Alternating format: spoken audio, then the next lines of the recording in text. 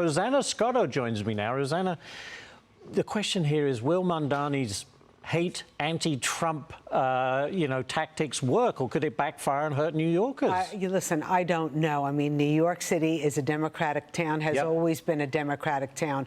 Want to just point out this poll, this latest poll, Siena poll, very small sampling of people. I think 300 or so registered Democrats or, registered people and registered voters in New York.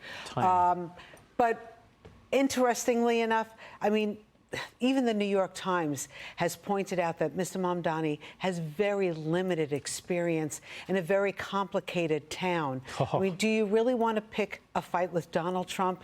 The man holds purse strings, resources, city housing, the MTA, subways and buses. He wants to make free, Mamdani's talked about free bus rides here in New York City. I mean, do you really want to pick on the guy who holds the purse strings? No.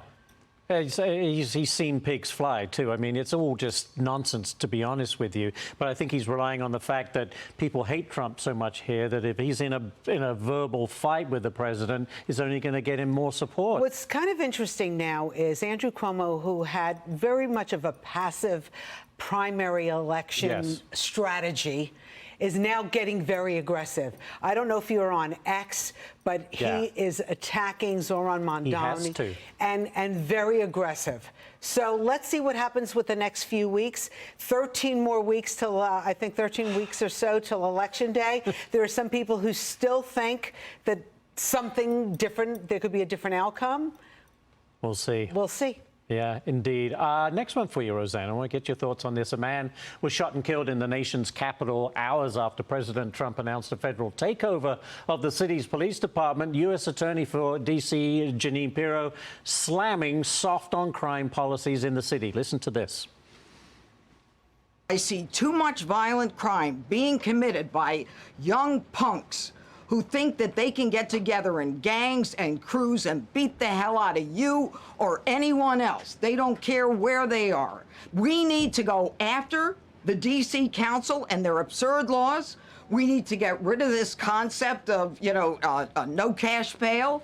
We need to recognize that the people who matter are the law-abiding citizens, and it starts today.